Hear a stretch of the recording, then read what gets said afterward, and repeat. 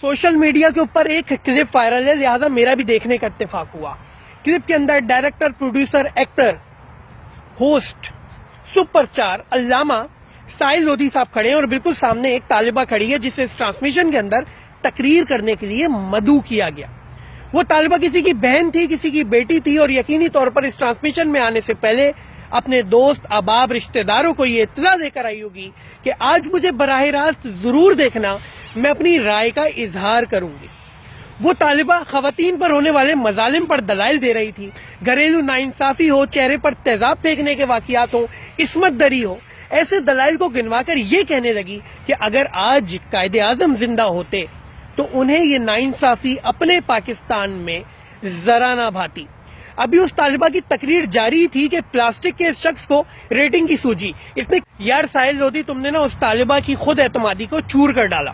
میں تمہیں کتے کی مثال دیتا ہوں۔ تم نے کتا دیکھا ہوگا جو راہ چلتوں کے پیچھے پہلے بھاگتا ہے اور اگر اس کی جانب کوئی نہ دیکھے تو وہ بھونکنا شروع کر دیتا ہے، اور اگر اس کتے کو پھر بھی کوئی منہ نہ لگائے تو وہ کاٹ لیتا ہے، یہ بتانے کے لیے کہ بھائی مجھے بھی دیکھو، میں بھی ہوں، میں بھی ہوں، میں بھی ہوں۔ تم نے یہی کچھ کیا ہے۔ ارے بھائی تمہیں کیوں دیکھے یہ پاکستانی قوم؟ اس پاکستانی قوم کو اصل پسند ہے، نقل نہیں پسند اس پاکستانی قوم کو۔ میں کردار کشی کے خلاف ہوں، لیکن کیونکہ اب آپ کاٹنا شروع ہو چکے ہیں لہذا ضروری ہے کہ آپ کو بھرپور جواب دیا جائے۔ پہلی بات تو یہ کہ جب تک کوئی شخص اپنی بات مکمل نہ کر لے بیچ میں نہیں ہانکنا چاہیے، لہذا آپ کو اس طالبہ کو تقریر کرتے ہوئے نہیں روکنا چاہیے تھا۔ دوسری بات یہ کہ دیے گئے موضوع پر ہر شخص کو اپنی رائے کا اظہار کرنے کی مکمل آزادی ہے۔ اسے right of freedom of speech کہتے ہیں۔ اگر سمجھ نہ آئے تو گوگل پہ لکھ کے دیکھ لینا، مطلب سمجھ آ جائے گا۔ تیسری بات، کسی بھی خاتون کا اس طرح ٹی وی پر تماشا نہیں بنایا جاتا۔ اصلاح شو کے بعد بھی کی جا سکتی ہے، اور اگر تماشا بنانا بہت ضروری تھا تو اپنی ماں، بہن یا اپنے کسی خاندان کی خاتون کو لاتے اور اس کے ساتھ کر لیتے۔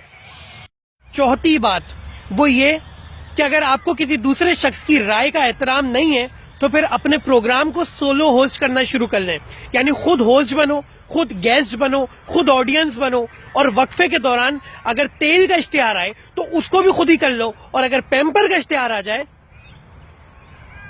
پانچویں بات وہ یہ کہ تم کسی کی دل میں وطن پرستی یا اس کے دل میں جناح کی محبت کو تولنے کا اختیار نہیں رکھتے، نہ تم کسی پہ چیخ سکتے ہو۔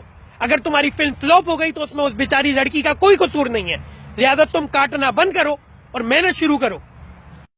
اور چھٹی بات یہ کہ تم ایسے حربے آزمانے کے بعد نہ تو گورنمنٹ بک گئی ہے والی آنٹی کو کمپیٹ کر سکتے ہو، نہ اپنے پھپھا عامر لیاقت کو، کیونکہ ان میں سے کوئی بھی کاپی نہیں ہے میرے بھائی، دونوں اصل ہیں، اصل۔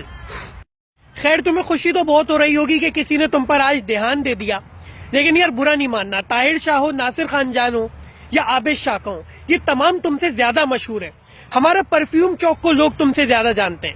آئندہ کسی طالب علم کی تضحیک یا تذلیل کرنے کی اپنی ریٹنگ کے خاطر جرت مت کرنا، تمہارا اتنا قد نہیں ہے۔ خیر میرا نام حسان بٹ ہے اور میں ایک ڈیبیٹر ہوں۔